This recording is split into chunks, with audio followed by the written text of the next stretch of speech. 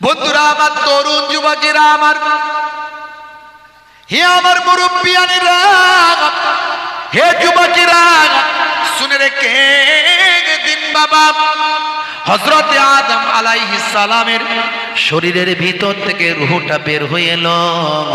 বের হয়েছে, আল্লাহকে বলল, আল্লাহ এই অন্ধকার শরীরে এত বিশাল চেহারার ভিতর আমি থাকতে পারবো না। এমন সময় আমার আল্লাহ বললেন, কেন ভাই? আমার আদম নবীর আত্মা বলল, এই অন্ধকারের ভিতরে আমার বড় কষ্ট হয়। আমার আল্লাহ বললেন, ঠিক আছে হে তরুণ যুবকেরা, আমার আপনার নবীর নূরকে আল্লাহ সবচেয়ে আগে সৃষ্টি করেছিলেন। আর সে আজিমের নিচে আমার আপনার নবীর নূরকে আল্লাহ রেখেছিলেন। আর সে আজিম থেকে আমার আপনার নবীর নূরটাকে নিয়েছে আদম নবীর পেশানি কপালেতে আমার আল্লাহ লাগিয়ে দিলেন। এমন সময় দেখতে পাওয়া যায় আদম নবীর পেশানিতে নূরটা লাগানোর সঙ্গে সঙ্গে সারা শরীরের ভিতরটা আলোয় আলোকিত হলো। এবার নাকের ভিতর দিয়ে আত্মা ভিতরে গেল। আল্লাহ জিজ্ঞাসা করলেন, হে আদমের আত্মা, এবার কি তুমি কমফর্টেবল ফিল করছো, আরামের মধ্যে আছো? এমন সময় আত্মা ভিতর থেকে উত্তর দিল, মাবুদ এবার আমি অনেকটা আরামের মধ্যে আছি। কোম্পানি যখন কোনো প্রোডাক্ট মার্কেটে লঞ্চ করে সঙ্গে একটা পুস্তিকা দেয়। আদম নবীকে আল্লাহ সৃষ্টি করলেন, তার থেকে মানব জাতির সৃষ্টি হলো। হে তরুণ যুবকেরা, আদম নবীর নাম according to খ্রিস্টানিটি, according to Abraham religious, অন্যান্য আসমানি গ্রন্থগুলো আপনি খুঁজলে পাবেন। আমরা বলি আদাম, তারা বলে অ্যাডাম। আমরা বলি মা হাওয়া, তারা বলে ইব। আমরা বলি দাউদ, তারা বলে ডেভিড। আমরা বলি সুলাইমান, তারা বলে সুলেমান। আমরা বলি মুসা, তারা বলে মোজেস। আমরা বলি ঈসা, তারা বলে যিশু। আমরা বলি মারিয়াম, তারা বলে মেরি। আমরা বলি ফেরাউন, তারা বলে ফারাও। নামগুলো শুধু পাল্টে গেছে, ব্যক্তিগুলো এক। যদিও ফেরাউন ফারাও এটা একটা উপাধি, এটা একটা উপাধি। ফেরাউন ফারাও এটা হলো যেমন রাজা, বাদশা, মন্ত্রী, নেতা। হে তরুণ যুবকেরা, হে আমার বন্ধুরা, হে আমার মুরব্বিয়ানেরা, শুনে রেখে দিন বাবা, জেনে রেখে দেন। হে মুসলমান, হযরতে আদম নবীকে আমার আল্লাহ সৃষ্টি করলেন। এভাবে কোম্পানি যখন কোনো প্রোডাক্ট মার্কেটে লঞ্চ করে সঙ্গে একটা পুস্তিকা দেয়। আমার আল্লাহ তাআলা আদম নবীকে এবং তৎকালীন মানুষ জাতিকে সৃষ্টি করলেন। মানুষ জাতির জন্য আমার আল্লাহ একটা পুস্তিকা দিলেন। আপনি মোবাইলটা যখন কিনেছেন সঙ্গে একটা পুস্তিকা পেয়েছেন, ফ্রিজ কিনেছেন পুস্তিকা পেয়েছেন, এসি কিনেছেন পুস্তিকা পেয়েছেন। সেই পুস্তিকাতে প্রোডাক্ট সম্পর্কে ডিটেলস লেখা আছে। হে তরুণ যুবকেরা, আমার আল্লাহ আদম নবীকে সৃষ্টি করলেন, মানব জাতি সৃষ্টি করলেন, আদম নবীর সন্তানদের সৃষ্টি করলেন। মানব জাতি কিভাবে জীবন যাপন করবে তার জন্য আমার আল্লাহ আদম নবীর কাছে একটা পুস্তিকা দিলেন। সেই পুস্তিকাটার নাম হলো সাহিফা। আল্লাহ প্রদত্ত কেতাব। আল্লাহ প্রদত্ত কেতাব কতগুলো বলেন তো দেখি? জীবনে তো অনেক ওয়াজ শুনেছেন বাপজি, বলেন তো দেখি আসমানি কেতাব, আল্লাহ প্রদত্ত কেতাব কতগুলো? একটু বলেন, হ্যাঁ হু দেন, একটু বলেন না বাপ, রাগ করছেন নাকি? একটু বলেন কতগুলো আসমানি কেতাব? দেখেন কেউ কথা বলেন না, মনে হচ্ছে রাগ টাগ করছেন আমার উপরে, ভালো লাগছে না। কটা? 13টা। আমার বাপজি বলেছে 13টা। আপনারা বলেন কটা? কটা? 113? 104। কে বললো 104? বাহ, মাশাআল্লাহ, আমার বাপজি ঠিকই বলেছে। 104 আসমানি কেতাব, 104 বড় কেতাব 4টি, ছোট কেতাবগুলোকে বলা হয় সাহিফা। এটা 100টি। হে তরুণ যুবকেরা, হে আমার বন্ধুরা, হযরতে আদম নবীর কাছে আল্লাহ সাহিফা দিয়েছিলেন। হযরতে ইব্রাহিম নবীর কাছে আল্লাহ সাহিফা দিয়েছিলেন। হযরতে মুসা নবীর কাছে আল্লাহ দিয়েছিলেন তাওরাত। ঈসা নবীর কাছে আল্লাহ দিয়েছিলেন ইনজিল, আর হযরতে দাউদ নবীর কাছে আল্লাহ দিয়েছিলেন জাবুর। আর আমার আপনার আখিরি জামানার পয়গম্বরের কাছে আমার আল্লাহ যে কিতাবটা দিয়েছিলেন, কিতাবটার নাম কি? জোরে বলেন। আল কোরআন। এই চারটে হলো বড় কিতাব। হে তরুণ যুবকেরা, কোম্পানি যখন কোনো প্রোডাক্ট মার্কেটে লঞ্চ করে সঙ্গে একটা পুস্তিকা দেয়। আমার আল্লাহ মানুষ নামক প্রোডাক্ট পৃথিবীতে দান করেছেন, সঙ্গে এক একটা সময় জায়গায় বিশেষ, এলাকা বিশেষ, জায়গা বিশেষ, বিভিন্ন ভাষায় আমার আল্লাহ এক একটা পুস্তিকা দান করেছেন। হে তরুণ যুবকেরা, সর্বশেষ চূড়ান্ত কিতাব, সেই কিতাবটার নাম হলো আল কোরআন। অন্যান্য আসমানি কিতাবগুলো মুখস্থ করার সিস্টেম ছিল না, তাই সেই কিতাবগুলোতে মানুষ বিভিন্নভাবে নিজেরা সংযোজন করে দিয়েছে। সেখান থেকে লেখা পাল্টে ফেলেছে, বদলে দিয়েছে, নিজস্ব লেখা, নিজস্ব আইডিয়া সেখানে কাজে লাগিয়েছে। কিন্তু আমার আল্লাহ আখিরি জামানার পয়গম্বরের কাছে সর্বশেষ চূড়ান্ত কিতাব দিলেন, যাতে এই কিতাবটা কেউ বদলাতে না পারে। আমার আপনার নবীর কাছে পাঠিয়ে আমার আল্লাহ মুখস্থ করার অনুমতি দিলেন। জোরে হবে না? তাই 1450 বছর থেকে কোরআন মাজিদ মুখস্থ করছে পৃথিবীর মানুষ। জোরে বলুন সুবহানাল্লাহ। অনেক সময় এই কোরআন মাজিদকে অপমান করার চেষ্টা করেছে কিছু জালেম, কিছু অশিক্ষিত, কিছু মূর্খ, না জানার না বোঝার কারণে। জানে না কোরআন মাজিদ শুধু মুসলমানদের কিতাব নয়, কোরআন মাজিদ সারা পৃথিবীর মানুষের জন্য এসেছে। জোরে বলুন সুবহানাল্লাহ। আপনি গ্রহণ করেন আর নাই করেন, পড়লেই আপনার লাভ আছে। বিভিন্ন ধর্মের মানুষ কোরআন মাজিদ স্টাডি করেছে, পড়াশোনা করেছে। যে কোরআন মাজিদ পড়েছে সে কোরআন মাজিদের ভক্ত হয়েছে। কোরআন মাজিদ নিয়ে যেগুলো ভুল বার্তা মানুষের কাছে ছড়ানো হয়, সেই আয়াতগুলোর আগে আর পরে যদি আপনি পড়েন, আপনার ভুল ধারণা দূর হয়ে যাবে। জোরে বলুন সুবহানাল্লাহ। কোরআন মাজিদ নিয়ে ওয়াসিম রেজভী সুপ্রিম কোর্টে মামলা করেছিল, আপনারা জানেন, 26টা আয়াত নিয়ে। সুপ্রিম কোর্টের বিচারপতি বলেছিলেন, এই কদিন আগে আমি সুপ্রিম কোর্টে গিয়েছিলাম, আপনারা দেখেছেন অনেকে সোশ্যাল মিডিয়ায়, যে ওয়াকফের সম্পত্তি নিয়ে মামলা চলছে। লেকচারার্স অ্যাসোসিয়েশন অফ বেঙ্গল, এই যাদেরকে আপনারা ইন্টারনেটে দেখেন, যে সমস্ত হুজুররা, আলেমরা, বক্তারা, আমাদের একটা প্রায় সংগঠন আছে 100 জনেরও বেশি, কম বেশি লেকচারার্সদের নিয়ে। এই সংগঠনের পক্ষ থেকে একটা মামলা করেছিলাম আমরা সুপ্রিম কোর্টে, এই ওয়াকফের সম্পত্তি নিয়ে। ওয়াকফের সম্পত্তি কি? ওয়াকফের সম্পত্তি হলো আপনার আমার পূর্বপুরুষের সম্পত্তি, যেটা তারা ব্যবহার করেনি। আফটার জেনারেশন, পরবর্তী প্রজন্মের শিক্ষা, স্বাস্থ্য, ভাই আমার, তাদের সামাজিকভাবে তারা যাতে এগিয়ে আসতে পারে, তারা যাতে মূল স্রোতে আসতে পারে। সংখ্যাগুরু সম্প্রদায় তারা অনেক উন্নত, শিক্ষায় দীক্ষায় অনেক এগিয়ে, আর আমরা সংখ্যালঘু সম্প্রদায়, আমরা শিক্ষা দীক্ষা থেকে অনেকটা পিছিয়ে গেছি তৎকালীন যুগ থেকে। কারণ মুসলমানদের 85% মানুষ হলো গরিব। মুসলমানদের 85% মানুষ খেটে খায়, দিন আনে দিন খায়। তো এই সমস্ত মানুষগুলো কি করে অনেক পড়াশোনা করাবে ছেলেদের? পড়াশোনা করাতেও তো অনেক খরচা।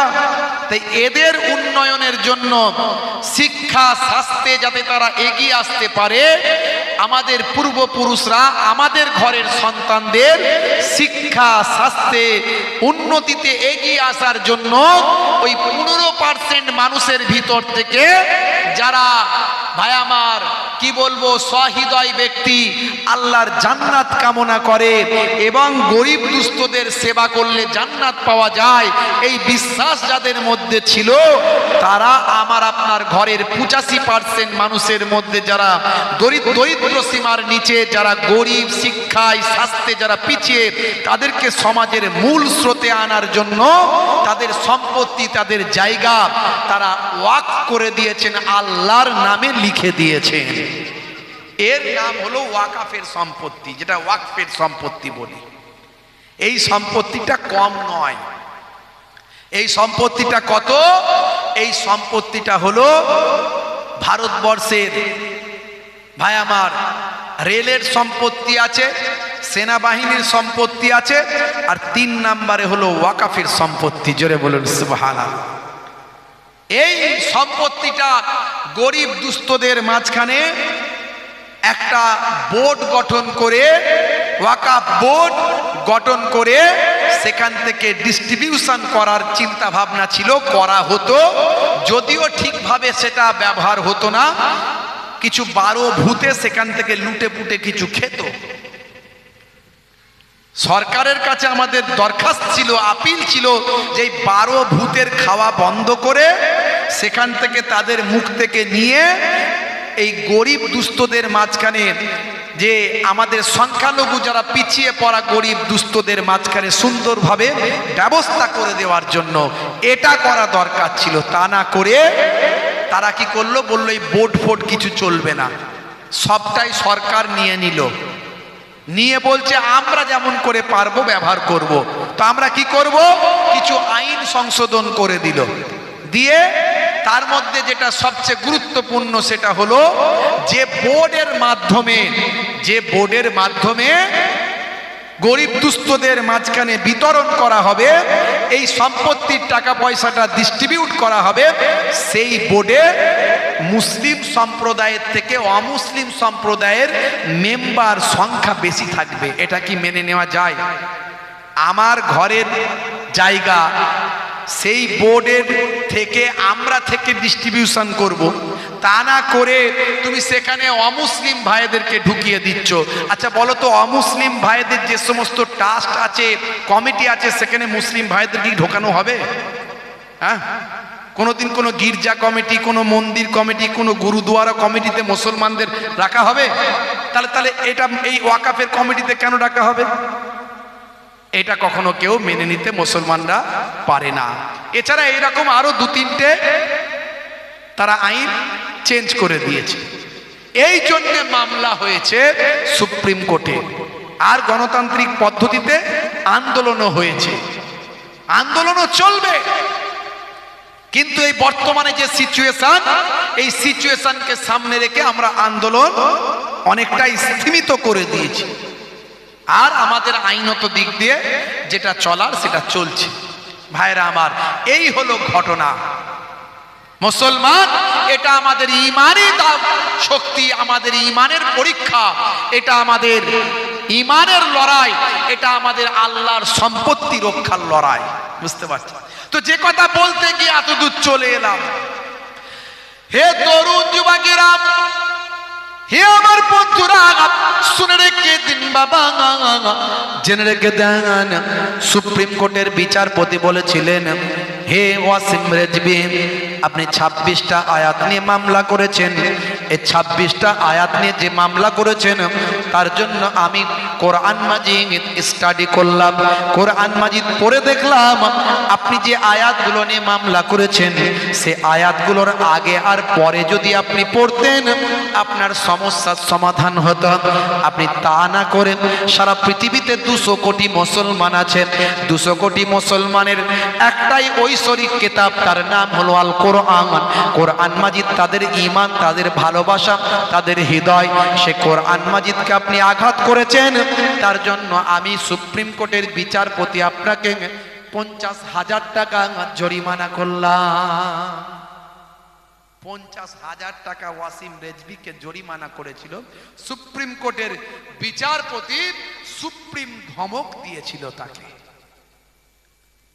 আর সে কোরআন বদলাতে চেয়েছিল। আমার আল্লাহ তো ছাড়বেন না, আল্লাহর বিচার একটু দেরি হলেও হয়, কথা ঠিক না ভুল? হ্যাঁ, আল্লাহ ছাড় দেন, ছেড়ে দেন না, আল্লাহ ছাড় দেন, ছেড়ে দেন না।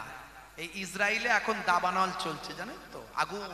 হ্যাঁ, আগুনে অবস্থা খারাপ, সব শহর ছেড়ে পালিয়ে যাচ্ছে। মায়ানমারে কিছুদিন আগে মারাত্মক ভূমিকম্প দেখেছেন আপনারা, তারা সরকারি হিসাবে বলছে 10,000 মারা গেছে। আমরা কোনো মৃত্যুতে খুশি নয়, কোনো মৃত্যুতে খুশি নয়, কিন্তু তারা এর আগে রোহিঙ্গা মুসলমানদের হাজার হাজার রোহিঙ্গা মুসলমানদের নির্মম ভাবে মেরেছিল। ছোট ছোট ফুলের শিশু বাচ্চাগুলোকে পেটে পা দিয়ে নারী ভুড়িগুলো বের করে দিয়েছিল। এতটাই তারা নিকৃষ্ট, মানব জাতির নিকৃষ্ট, তারা এতটাই জঘন্য, মানব জাতির কলঙ্ক তারা। তাদের আজকে 10,000 মারা গেছে সরকারি হিসাবে, বেসরকারি হিসাবে ওটা 50,000 পার হয়ে গেছে। এমন ভূমিকম্প হয়েছে 10 তলা 20 তলা বিল্ডিং গুলো তাসের ঘরের মতো ভেঙে গেছে। দেখেছেন আপনারা? আল্লাহ ছাড় দেন, ছেড়ে দেন না, খালি আমরা আল্লাহর হতে পারি না। আল্লাহ বলছে তোদের কিছু করতে হবে না, তোরা আমার হয়ে যা, কিন্তু দুর্ভাগ্য আমরা হতে পারি না। 100 জনের 75 জন 70 জন নামাজি পড়ে না, জুম্মার দিনে 2 রাকাত শুধু পড়ে, তাও তো নামাজে মন থাকে না। কথা ঠিক না ভুল? তা আল্লাহকে না ডাকলে আল্লাহ আপনাকে সাহায্য করবে কি করে? কথা ঠিক না ভুল বলে? আর কথা উদাহরণ আমি দেব। বন্ধুরা আমার, তরুণ যুবকেরা আমার, সেই কোরআন মাজিদ আপনাকে আমাকে বিশ্বাস করতে হবে। ভাগ্যে ভালো মন্দ যা কিছু হয় সব আল্লাহর কাছ থেকে হয়, বিশ্বাস করতে হবে। কিয়ামতের দিন হবে, বিশ্বাস করতে হবে। মৃত্যুর পর জীবিত হতে হবে, বিশ্বাস করতে হবে।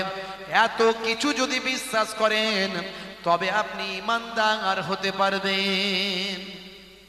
বলছে হুজুর আমি নামাজ পড়তে পারি না, কিন্তু ঈমান আমার পাক্কা।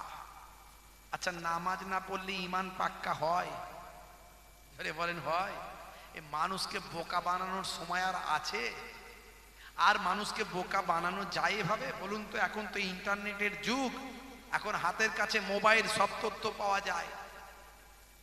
একজন মহিলা ভিক্ষা করে, মহিলা ভিক্ষা করতে করতে একদিন এক বুড়ি মায়ের কাছে গেছে, গিয়ে বলছে মা গো একটু ভিক্ষা দাও, এক কাজ করো তোমাকে ভিক্ষা কিছু দিতে হবে না, একটু খেতে দাও, দুপুরবেলা বড় ভোগ লেগেছে, খাবার দাও। তো বুড়ি মা সে বলছে মারে এখনো তো ভাত রান্না হয়নি, তো একটু দেরি আছে, তো তুই একটু ভিক্ষা টিক্ষা করে আয়, তোকে বসে খেতে দেবো। বলছে মা গো এত সময় কি আমার আছে যে আমি আবার ফের ঘুরে আসবো, এসে দাঁড়িয়ে থাকবো? তুমি এক কাজ করো, আমার ফোন নাম্বারটা নিয়ে রাখো, তোমার খাবার দাবার রেডি হলে আমাকে একটা মিস কল মেরে দেবে। বুঝতে পারছো?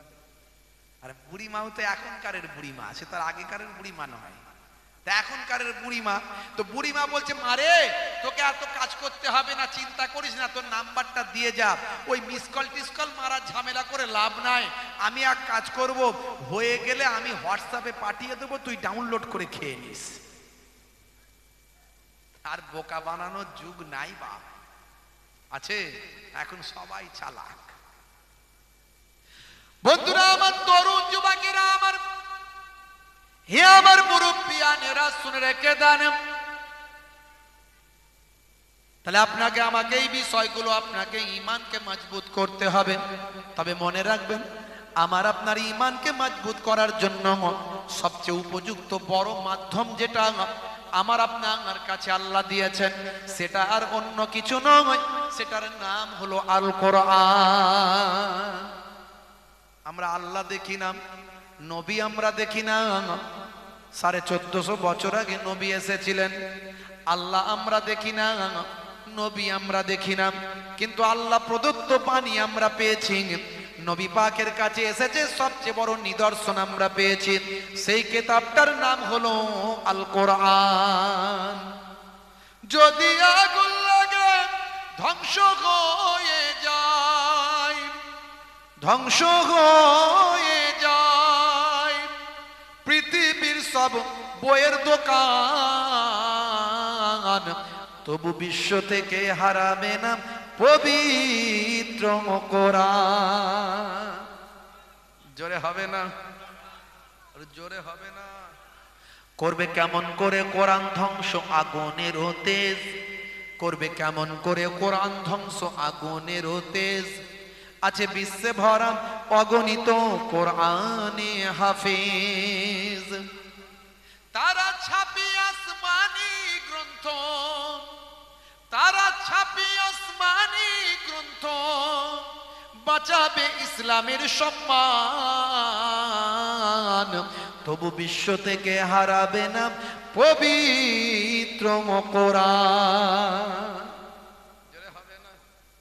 তাহলে কোরআন মাজিদ পৃথিবী থেকে ধ্বংস হবে না? হবে বাবাজি? হবে, হবে না? সেই কোরআন মাজিদ নিয়ে দু একটি কথা আপনাদের মাঝখানে বলি, যাতে আপনার ঈমানটা আরো মজবুত হয়। আমি আপনাকে আগে বলেছি দুটো জিনিস নিয়ে আলোচনা করব, একটা হলো আপনার ঈমান আর একটা হলো আমাল। এই কোরআন মাজিদ নিয়ে আপনাকে দু একটি উদাহরণ দিচ্ছি। হে যুবকেরা শুনে রেখে দেন, হে মুসলমান একটু খেয়াল করুন। বন্ধুরা আমার, তরুণ যুবকেরা আমার, আপনার ঈমানকে যাতে মজবুত করা যায় তার জন্য ছোট্ট দু একটি উদাহরণ আপনাকে দিচ্ছি। সূরার নাম হলো সূরা বাকারা, আয়াত নাম্বার হলো 154। 154 নাম্বার আয়াত, সূরার নাম হলো সূরা বাকারা। আমার আল্লাহ কোরআন মাজিদের ভিতরে বললেন, হে দুনিয়ার মানুষ শুনে রেখে দাও, জেনে রেখে দাও, ওয়ালা তাকুলু লিমান ইউকতালু ফি সাবিলিল্লাহি আমওয়াত বাল আহইয়াউ ওয়ালাকিন লা তাশউরুন। জোরে হবে না? জোরে হবে না? যারা আল্লাহর রাস্তায় নিজেদের জীবনকে উৎসর্গ করে তাদেরকে তোমরা মৃত বলো না, বরং তারা জীবিত। কেমন করে জীবিত তা তোমরা জানো না? আল্লাহর রাস্তায় জীবনকে উৎসর্গ করা মানে কি করা? তার মানে আল্লাহর কোরআনকে রক্ষা করার জন্য, আল্লাহ প্রদত্ত নামাজকে হেফাজতের জন্য, আল্লাহর ঘর মসজিদকে রক্ষা করার জন্য, মানুষকে বাঁচানোর জন্য, ইমানদার আপনার ভাইকে রক্ষা করার জন্য, পাশের বাড়ির ভাইটা বিপদে পড়েছে তাকে সাহায্য করার জন্য। হে তরুণ যুবকেরা, মসজিদের জন্য, মাদ্রাসার জন্য, কোরআনের জন্য, ইমানের জন্য যদি আপনার জীবনটা উৎসর্গ করতে হয়, এটার নাম হলো শহীদ হয়ে যাওয়া। যারা আল্লাহর রাস্তায় জীবন উৎসর্গ করেছেন, আল্লাহ বলছেন তাদের তোমরা তো মৃত বলো না, বাল আহিয়াও, বরং তারা জীবিত। কেমন করে জীবিত তা তোমরা জানো না? শহীদরা মরে, মুর্দানা মরে জিন্দা। বলেন, শহীদরা মরে জিন্দা, ডাইরেক্ট কোরআনের আয়াত আছে, বুঝতে পারছেন? ডাইরেক্ট কোরআন মাজিদের আয়াত আছে, শহীদরা মরে জিন্দা, নবীরাও মরে জিন্দা। ইন্নাল্লাহা হাররামা আলাল আরদ আন তাকুলা আজসাদাল আম্বিয়া। নবীদের জিসিম খাওয়া মাটির জন্য আমার আল্লাহ হারাম করে দিয়েছেন। আর আল্লাহর ওলিরাও মরে মূর্ত নয়, মরে জিন্দা। হে তরুণ যুবকেরা, হে আমার বন্ধুরা, শহীদরা মরে জিন্দা। কোরআন মাজিদ সূরা বাকারা আয়াত নাম্বার 154। আমার আল্লাহ বলছেন, যারা আমি আল্লাহ আমার পথে নিজেদের জীবনকে উৎসর্গ করেছেন তাদের তোমরা মৃত বলো না, বরং তারা জীবিত। কেমন করে জীবিত তা তোমরা জানো না? হে তরুণ যুবকেরা, 1450 বছর আগে এই আয়াতটা নাজিল হয়েছিল। সে সময় কোনো সায়েন্স ছিল না, সে সময় কোনো বিজ্ঞান ছিল না, নাসা ছিল না, ইসরো ছিল না। হে তরুণ যুবকেরা, কোনো প্যাথোলজি ছিল না, কোনো স্টেথোস্কোপ, ব্যারোমিটার, থার্মোমিটার ছিল না, কোনো বাবা সে সময় কোনো এক্সরে মেশিন ছিল না, ইউএসজি মেশিন ছিল না, কোনো কার্ডিওগ্রাফি মেশিন ছিল না, কোনো রকম। হে তরুণ যুবকেরা, সে সময় কোনো যন্ত্রপাতির আবিষ্কার হয় না। 1450 বছর আগে কোরআন মাজিদ যখন অবতীর্ণ হয়েছে সেই সময় মানুষ ছিল যাযাবর, মানুষ পশুপালন করত আর যাযাবর জীবনযাপন করত। সেই সময় আমার আল্লাহ কোরআন মাজিদে এই কথা লিপিবদ্ধ করলেন। হে তরুণ যুবকেরা, 1450 বছর পার হয়ে গেল, ইতিহাসের পাতায় এর উদাহরণ অনেক পড়ে রইল। আমি একটা ইতিহাস থেকে বলি, 1450 বছর পরে মাত্র কয়েক মাস আগের ইতিহাস। হে তরুণ যুবকেরা, জায়গাটার নাম হলো ফিলিস্তিন। দরুদ শরীফ আল্লাহুম্মা সাল্লি আলা।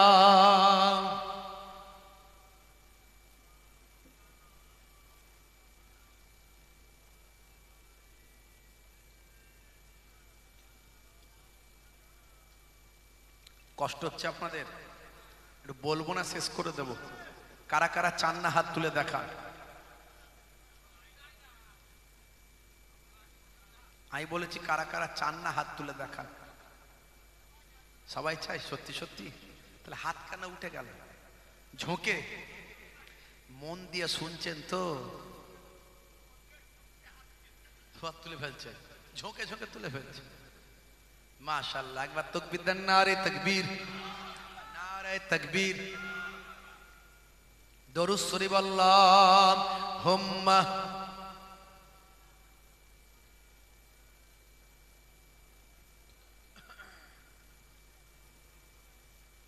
ওয়া আলা আলিহি। তোমার বুকে রাখো আল্লাহরই ভয়, আসবে না কোনো দিন কোনো পরাজয়, আসবে না কোনো দিন কোনো পরাজয়। তোমার বুকে রাখো আল্লাহরই ভয়, আসবে না কোনো দিন কোনো পরাজয়, আসবে না কোনো দিন কোনো পরাজয়। আল্লাহুম্মা সাল্লি আলা।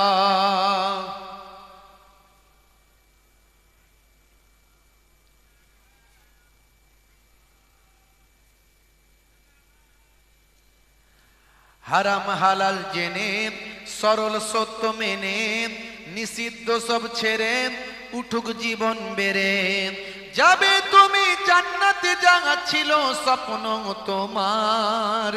তোমার বুকে রাখো আল্লাহরই ভয়, আসবে না কোনো দিন কোনো পরাজয়, আসবে না কোনো দিন কোনো পরাজয়। জোরে হবে না সুবহানাল্লাহ? আর জোরে হবে না সুবহানাল্লাহ? দরুদ শরীফ আল্লাহুম্মা।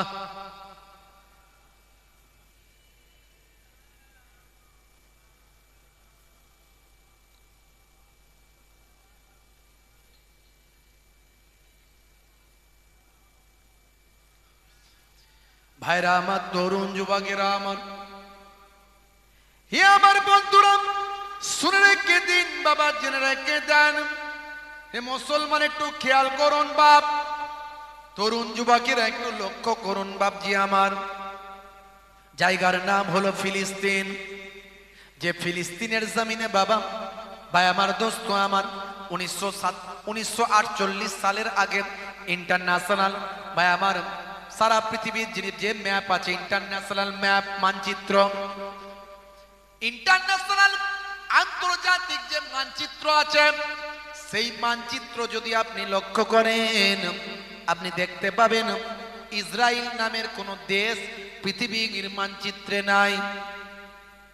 1948 সালের আগে পৃথিবীর মানচিত্রে ইসরায়েল নামের কোন দেশ নাই।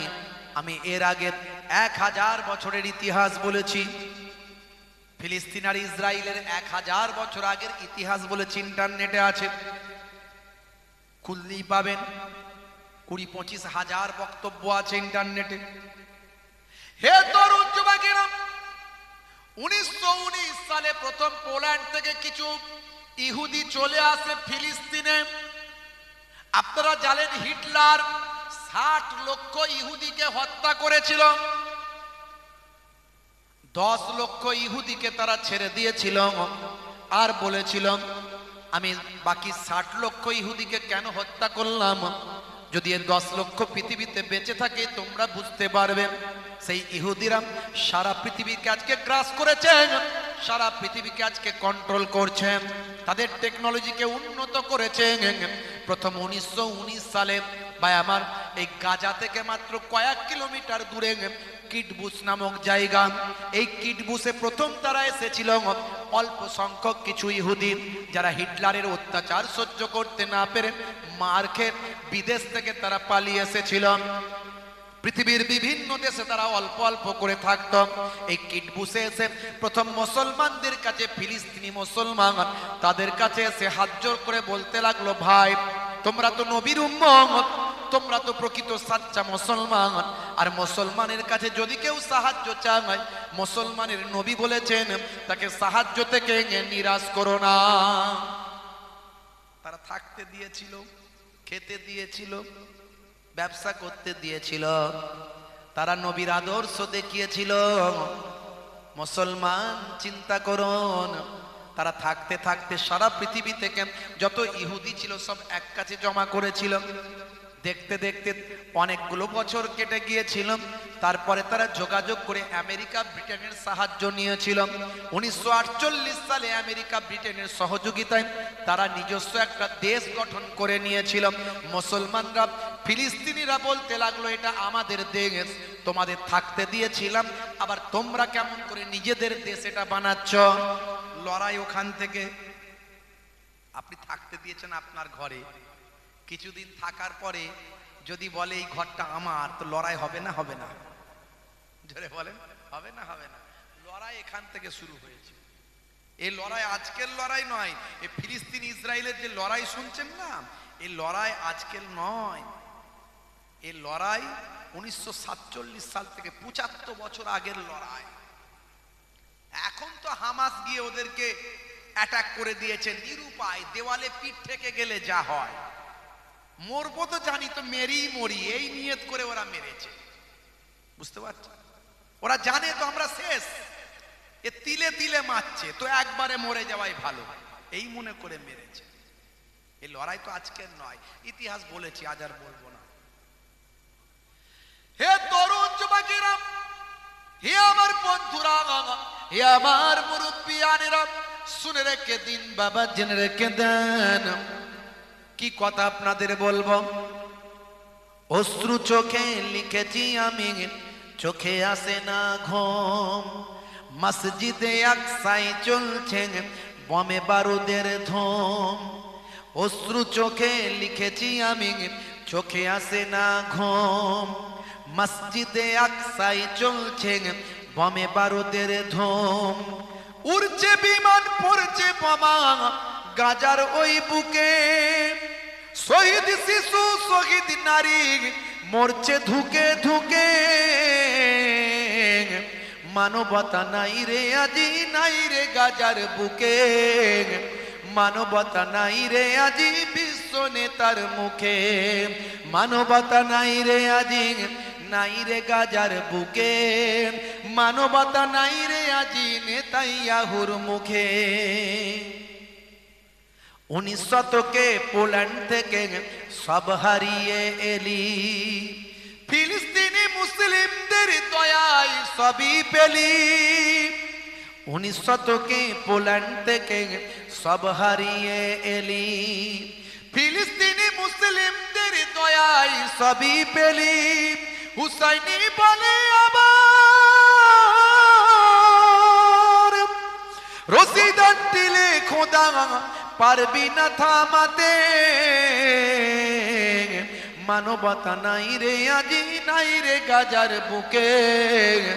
মানবতা নাই রে আজি বিশ্ব নেতার মুখে। মানবতা নাই রে আজি, নাহি রে গাজার বুকে। মানবতা নাহি রে আজি নেতাইয়াহুর মুখে। মসজিদে আকসায় নামাজি নামাজ পড়তে যায়, ফিলিস্তিনি নর নারীদের গুলি চালিয়ে দেয়। মসজিদে আকসায় নামাজি নামাজ পড়তে যায়, ফিলিস্তিনি নর নারীদের গুলি জ্বালিয়ে দেয়, নামাজিরা পাথর ছুঁড়ে, নামাজিরা পাথর ছুঁড়ে সন্ত্রাসীদের বুকে, বিনিময়ে পড়ছে বোমা গাজার ওই বুকে। মানবতা নাই রে আজি, নাই রে গাজার বুকে, মানবতা নাই রে আজি নেতাইয়াহুর মুখে, মানবতা নাই রে আজি, নাহি রে গাজার বুকে, মানবতা নাহি রে আজি বিশ্ব নেতার মুখে।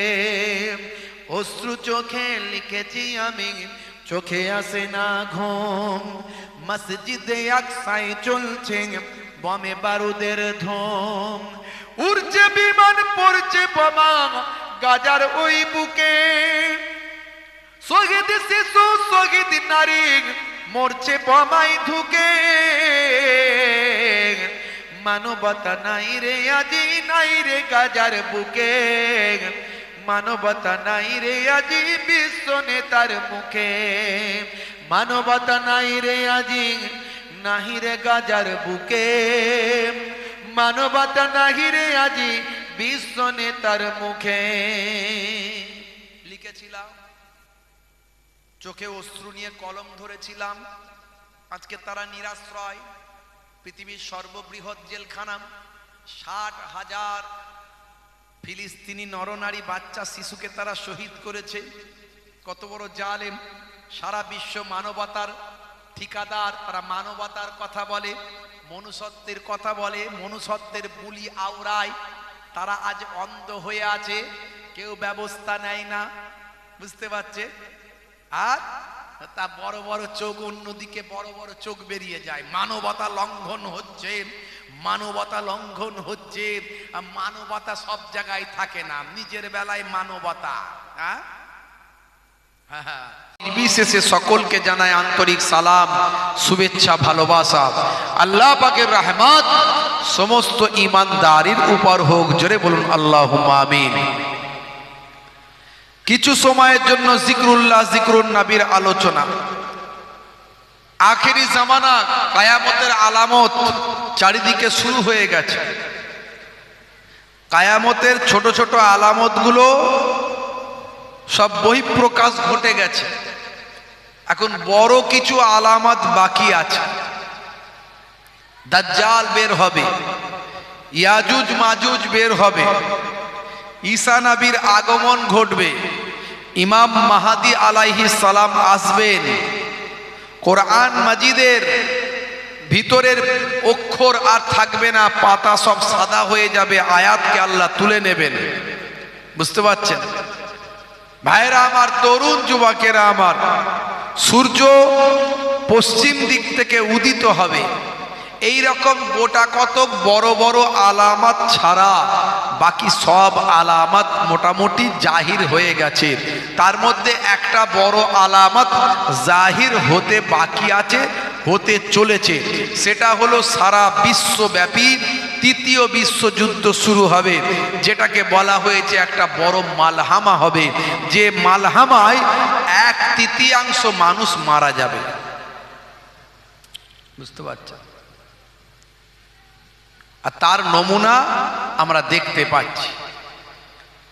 এতদিন ধরে যুদ্ধ চলছিল, ইউক্রেন রাশিয়ার সঙ্গে যুদ্ধ চলছিল, আজারবাইজান আর্মেনিয়ার সঙ্গে যুদ্ধ চলছিল, সিরিয়া লিবিয়া এগুলোর যুদ্ধ চলছিল, আমেরিকা আফগানিস্তানের যুদ্ধ চলছিল।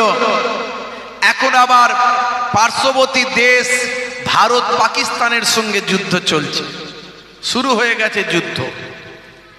কিছুদিন আগে পর্যন্ত ভারত পাকিস্তান একসঙ্গে ক্রিকেট খেলেছে, দেখেছেন আপনারা? খেলোয়াড়দের সঙ্গে কত ভালো সম্পর্ক, একে অপরকে গলা জড়িয়ে ধরছে, একে অপরের বিভিন্ন কাজে হেল্প করে দিচ্ছে। আর সেই প্রতিবেশী দেশের সঙ্গে কিন্তু যুদ্ধ শুরু হয়ে গেছে। যদিও পাকিস্তানের সঙ্গে শত্রুতা মাঝে মাঝে আমাদের বেড়েছে, আবার কমেছে। পাশাপাশি পার্শ্ববর্তী দেশ, কোনো যুদ্ধই কখনো কাম্য নয়। অনেকে যুদ্ধ যুদ্ধ জিগির তোলে, যুদ্ধ হলে খুব ভালো, যুদ্ধ হলে অমুক হয়েছে তমুক হয়েছে এই হয়েছে, কিন্তু মনে রাখবেন কোন যুদ্ধ কিন্তু কারো জন্য ভালো বয়ে আনে না। যেমন তাদেরও ক্ষতি হবে তেমন কম বেশি আমাদেরও ক্ষতি হবে। দুটো দেশের হাতেই কিন্তু পরমাণু বোমা আছে। যদি কোনো ক্রমে একবার চলে যায়, এর আগে একটা সমীক্ষায় বের হয়েছে, আমেরিকা থেকে সমীক্ষাটা এসেছে, অন্তত সেখানে কমপক্ষে 10 থেকে 15 কোটি মানুষ মারা যাবে। ভাবতে পারেন? অতএব যুদ্ধ নিয়ে হইচই করার কোনো দরকার নাই। আমরা কোনো যুদ্ধ কামনা করি না। পাকিস্তান আমাদের শত্রুতে পরিণত হয়েছে, এর আগেও ছিল, মাঝে একটু ঠিক হয়েছিল, আবার শত্রুতে পরিণত হয়েছে। পহেলগাঁওয়ে যে 26 জন নিরীহ পর্যটককে যারা জীবন উৎসর্গ করেছে, তার দায় পাকিস্তানের ঘাড়ে বর্তাবে। কারণ যে জঙ্গি গোষ্ঠী দায় স্বীকার করেছে তাদের সঙ্গে পাকিস্তানের সম্পর্ক আছে, এ অস্বীকার করার কোনো জায়গা নাই। এই জন্য আমি বারবার বলি যে পাকিস্তান মুর্দাবাদ, পাকিস্তান মুর্দাবাদ হাজার বার বলবো। আমরা ভারতবর্ষের মুসলমান পাকিস্তান মুর্দাবাদী বলবো আর হিন্দুস্তান জিন্দাবাদী বলবো। কারণ আমার নবীর নির্দেশ হলো, যে দেশে তুমি বাস করো সেই দেশকে ভালোবাসা তোমার ঈমান, দেশ প্রেম হলো ঈমানের অঙ্গ। মুসলমান স্বাধীনতার 75 বছর ধরে দেশ প্রেমের পরিচয় দিয়েছে, আর দেশ প্রেমের পরিচয় আমাদের দেওয়া লাগবে বলে মনে করি না।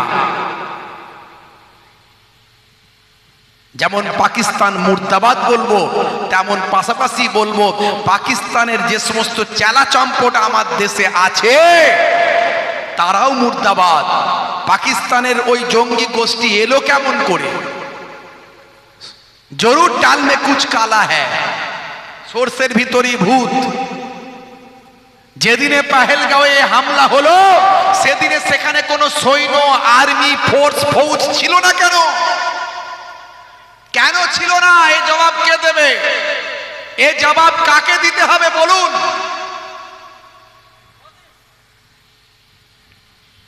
এ তো সবাইয়ের প্রশ্ন। দীর্ঘক্ষণ ধরে সেখানে যে গুলি করলো তারা এসে ঘন্টার পর ঘন্টা ধরে, যে কাশ্মীরের জমিনে 20 মিটার ছাড়া যেখানে ফোর্স থাকে, আর্মি থাকে, সেখানে পহেলগাঁওয়ের মতো একটা পর্যটন কেন্দ্রে যেখানে হাজার হাজার মানুষ দেশ বিদেশের ঘুরতে বেড়াতে এসেছে, সেখানে কোনো নিরাপত্তা ছিল না কেন? এর দায় কে নেবে? শুধু তাই নয়, ওই কয়েকজন জঙ্গি আতঙ্কবাদী তারা এলো, তারা জাত ধর্ম জিজ্ঞাসা করলো, আবার চলেও গেল। এত সময় পেল কি করে? শুধু পাকিস্তান মুর্দাবাদ তো বলবোই, পাকিস্তানকে যারা এদেশে সাহায্য করেছে, বর্ডার থেকে শুরু করে যে যেভাবে সাহায্য করেছে তাদেরকেও মুর্দাবাদ বলতে হবে, খুঁজে বের করতে হবে, এর দায় নিতে হবে। ভাইরা আমার, মুসলমান কতদিন আর দেশপ্রেম দেখাবে? দেশপ্রেমের পরিচয় আর কতদিন দিতে হবে আমাদের? পর্যটনকে বাঁচাতে গেলে, পর্যটকদের বাঁচাতে গিয়ে আদিল শাহ বলে একজন মুসলিম যুবক কোন জাত ধর্ম জিজ্ঞাসা করেনি, সে তার নিজের জীবনটা দিয়েছে। তারা জাত ধর্ম জিজ্ঞাসা করে মেরেছে, আর আদিল শাহ জাত ধর্ম জিজ্ঞাসা না করে নিজের জীবনটা উৎসর্গ করেছে। এর থেকে বড় দেশপ্রেম আর কি দেখাবে? এখনো আমাদেরকে দেশপ্রেমের পরীক্ষা দিতে হবে কিছু মানুষের কাছে। কে তুমি? তুমি কে? দেশপ্রেমের পরীক্ষা নিতে চাও আমাদের? ভারতের তিরঙ্গা পতাকা যেটা আছে, এই পতাকার ভিতরে যে গোল চক্রটা, এই চক্রটা যিনি তৈরি করেছেন, ডিজাইন করেছেন, তিনি হলেন সুরাইয়া তৈয়বজি। তিনি একজন মুসলমান। তুমি কার পরিচয় নিতে চাও? লাল কেল্লায় ইংরেজদের পতাকা খুলে দিয়ে ভারতবর্ষের তিরঙ্গা যিনি লহরেছিলেন, উড়িয়েছিলেন, প্রথম এই লাল কেল্লার ওপরে যিনি ভারতবর্ষের তিরঙ্গা জাতীয় পতাকাকে যিনি উড়িয়েছিলেন, ইংরেজদের পতাকাকে খুলে ছুঁড়ে ফেলে দিয়েছিলেন, তিনি একজন মুসলমান। তুমি কি মুসলমানের দেশপ্রেম নিতে চাও? এখনো আমাদের দেশপ্রেমের সবুজ দিতে হবে। লজ্জা, এর থেকে বড় লজ্জার কিছু নয়। ভারতবর্ষে ইংরেজদের সঙ্গে লড়াই করতে গিয়ে প্রথম যে ব্যক্তিটা ফাঁসি কাস্টে চড়েছিল, ইতিহাস পড়ে দেখো, তিনি হলেন আশফাকুল্লাহ। তিনি একজন মুসলমান। পেহেলগাঁওয়ে এই জঙ্গি হানার পরে যে মহিলা নিজের ঘর বাড়ি ছেড়ে দিয়ে 3 দিন ধরে চিকিৎসার ব্যবস্থা করেছে, ভাই আমার, সংসার ধর্ম ত্যাগ করে 3 দিন ধরে সেই চিকিৎসা দেওয়া শুরু করেছে, যে ডাক্তারটি, সেই ডাক্তারটিও ছিল একজন মুসলমান। অথচ যাদেরকে এই সমস্ত পর্যটকরা যখন বাড়ি ফেরার জন্য তৈরি হলো, তাদেরকে কাশ্মীরের মানুষেরা বিনা পয়সায় খাদ্য দিয়ে, ভাই আমার, পয়সা দিয়ে, বিনা পয়সায় টোটো দিয়ে, অটো দিয়ে তাদেরকে বাড়ি পৌঁছানোর জন্য এয়ারপোর্টে পৌঁছে দিল। অথচ এয়ারপোর্টে আসার পরে plane company, airport company, plane company তারা পয়সা দ্বিগুণ বাড়িয়ে দিল। তাহলে কে ভালো আর কে মন্দ বিচার করো। বন্ধুরা আমার, এই কদিন ধরে যত পাকিস্তানের চেলাচাম্পট ধরা পড়ছে, তারা কারা? যারা পাকিস্তানে তথ্য পাঠাতো, এরা কারা?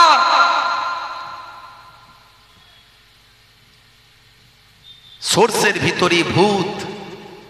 আসল তথ্যটা বের করতে হবে। বড় দুঃখ লাগে ভাইয়েরা আমার, তরুণ যুবকেরা আমার, আমরা তো বারবার বলি পাকিস্তানকে চূর্ণ বিচূর্ণ করে দিক। আমরা আমাদের দেশের সঙ্গে আছি, আমরা আমাদের বীর যোদ্ধা জওয়ানদের সঙ্গে আছি। প্রয়োজন হলে 1 কোটি মুসলমানকে, 1 কোটি ভারতবর্ষের মুসলমানকে ট্রেনিং দিয়ে আমাদেরকে কাশ্মীরে পাঠিয়ে দেওয়া হোক। আমরাই পাকিস্তানের সঙ্গে লড়াই করে দেখিয়ে দেব যে পাকিস্তান কেমন করে আমাদের সঙ্গে জিততে পারে। আমরা দেখিয়ে দেব।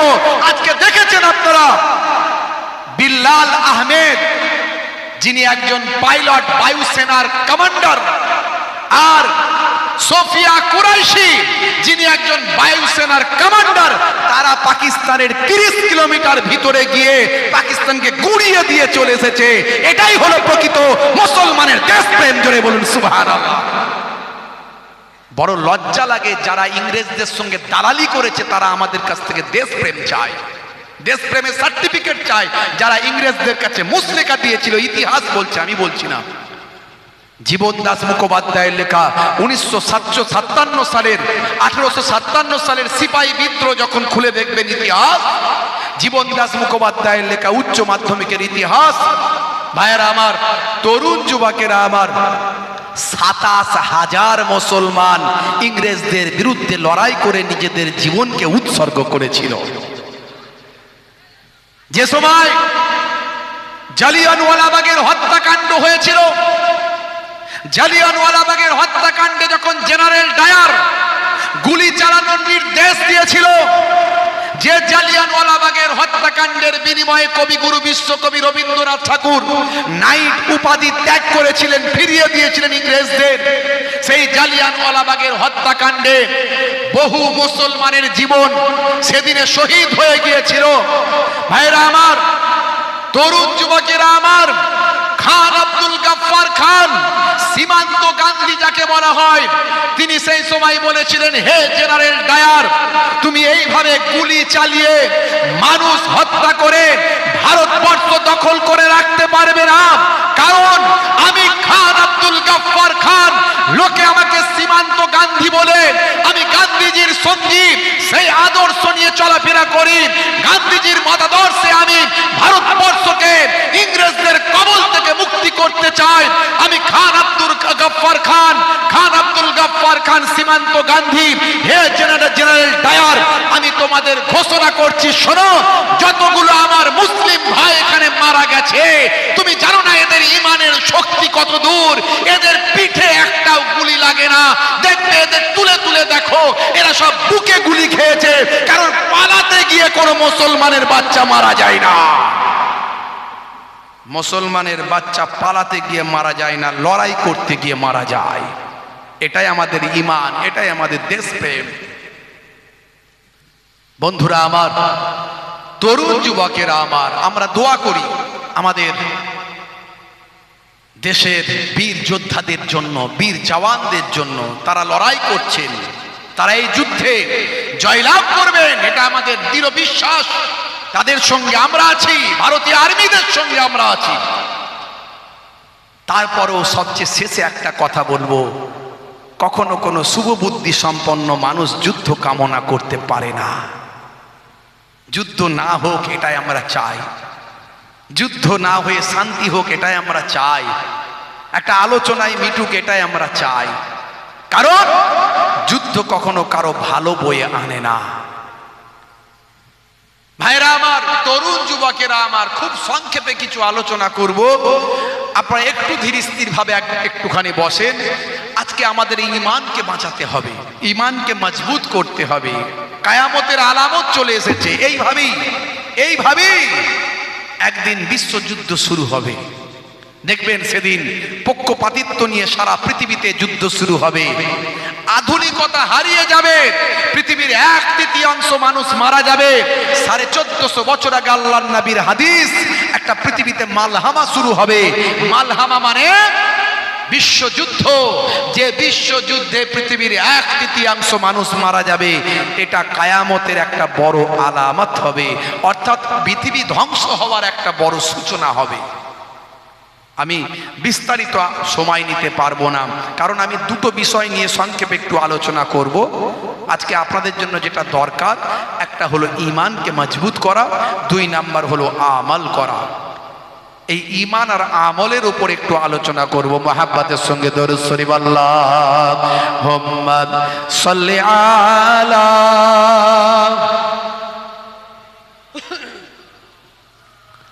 ওয়া আলা আলি সাইয়্যিদিনা।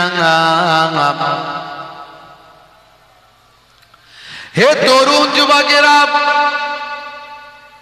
হে আমার বন্ধুরা, হে আমার মুরব্বিয়ানেরা, শুনে রেখে দিন বাবা, আমার আল্লাহ কোরআন মাজিদের ভিতরে বললেন, ইয়া আইয়ুহাল্লাযীনা আমানু ওয়া আমিলুস সালিহাত কানাত লাহুম জান্নাতুল ফিরদাউসি নুজুলা।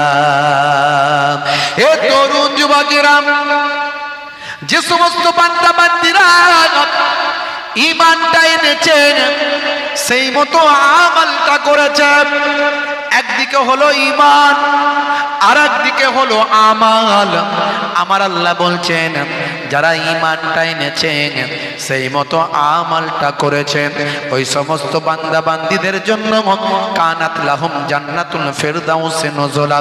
ওই সমস্ত বান্দা বান্দীদের জন্য আমার আল্লাহ বলেন, তাদের জন্য আমি আল্লাহ আমার দয়ার জান্নাত, জান্নাতুল ফিরদাউস দান করে দিলাম। জোরে হবে না? জোরে হবে না?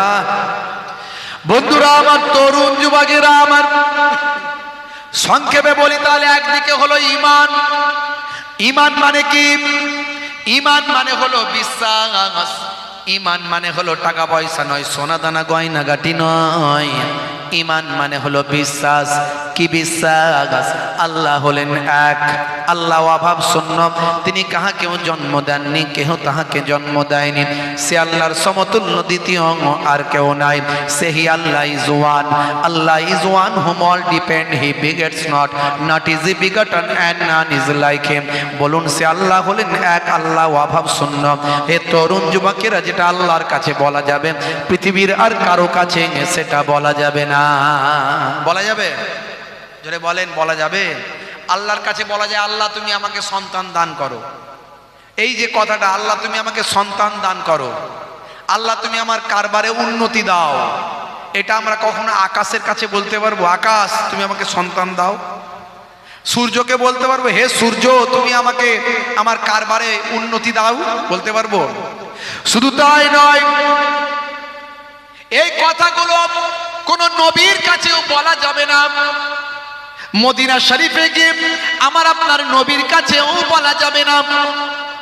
আল্লাহর কাছে যেটা বলতে পারি, কোন পয়গম্বর, কোন নবী, কোন রাসূলের কাছে, কোন পীরের কাছে, কোন মাজারেও বলা যাবে না।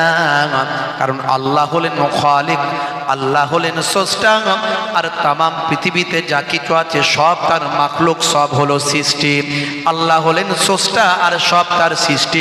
স্রষ্টার কাছে যেটা বলা যায় সৃষ্টির কাছে বলা যায় না। তবে সৃষ্টির মধ্যে শ্রেষ্ঠ হলেন, সর্বশ্রেষ্ঠ হলেন আমার আপনার নবী, আখিরি জামানার পয়গম্বর। জোরে হবে না? আরে জোরে হবে না? আর সুবহানাল্লাহ বললে কি অসুবিধা আছে? একটু জোরে আওয়াজ দিলে ভালো লাগে তো, আল্লাহ খুশি হবে না? হবে না? নারে তাকবীর, মাশাআল্লাহ। একটু আওয়াজ দেবেন মাঝে মাঝে, মুখ বন্ধ করে থাকবেন না। হ্যাঁ কি জি, আল্লাহর নামে স্লোগান দিলে আল্লাহ খুশি হয়, হয় না? হয় না?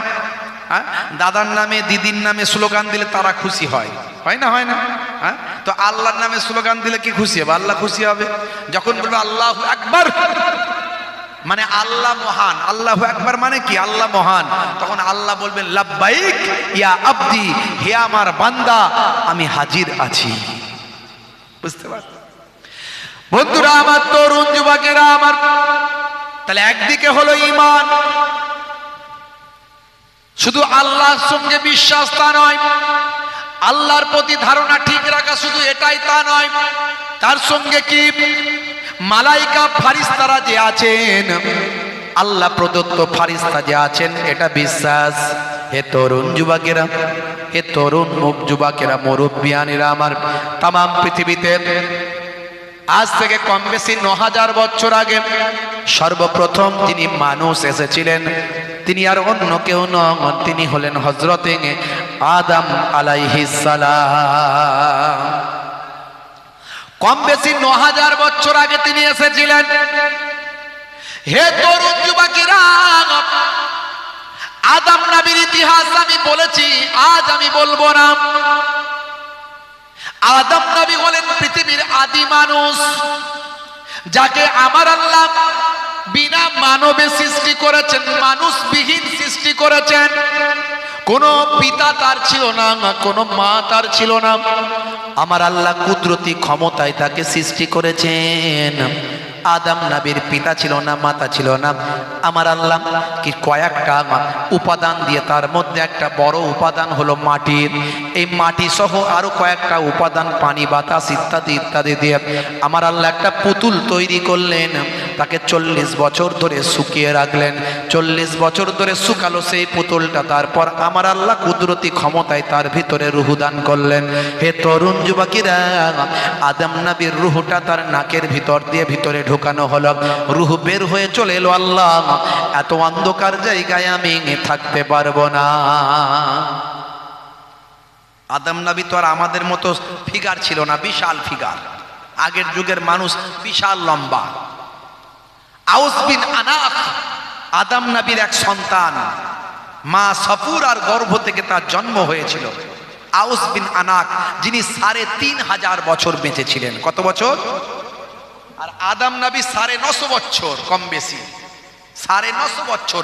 আগের যুগে মানুষ ১০০০ বছর, ১২০০ বছর, ১৩০০ বছর, ১৫০০ বছর ধরে বাঁচত। বুঝতে পারছেন? আর তেমন লম্বা তাগড়া চেহারাও ছিল তেমন।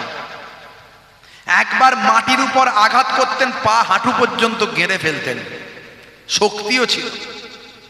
আউস বিন আনাক এ পর্যন্ত ইতিহাসের সবচেয়ে শক্তিশালী মানুষ, যিনি ৩৫০০ বছর বেঁচে ছিলেন। কথায় কথা বেড়ে যাচ্ছে। তিনি সমুদ্রে যখন নামতেন, তার কোমর পর্যন্ত, বুক পর্যন্ত পানি হতো সমুদ্রে। বুঝতে পারছেন? সমুদ্র থেকে হাতে করে মাছ ধরতেন, মাছ হাতে করে মাছ ধরে নিতেন, ধরে উঠে আসতেন। উঠে এসে সেই হাতটাকে তিনি আকাশের দিকে, সূর্যের দিকে হবে করে রাখতেন। করলে সেই সূর্যের তাপেতে মাছ ভাজা ভাজা হয়ে যেত, ওই নিয়ে তিনি কাঁচা খেয়ে ফেলতেন। বিশাল খাদ্য তার প্রয়োজন হতো, যেমন শরীর তেমন খাবার লাগবে না, লাগবে না, লাগবে না, শরীর যেমন খাবার তেমন। আর যখন পানি খাওয়ার দরকার হতো, হাতে লাঠি ছিল, লাঠি, ও সোজা দাঁড়িয়ে মেঘেতে আঘাত করতো, মেঘেতে আঘাত করে পানি চলে আসতো, সেই পানি খেয়ে নিতেন। এই ইতিহাস আমি বলেছি। আউস বিন আনাক ৩৫০০ বছর বেঁচে ছিলেন।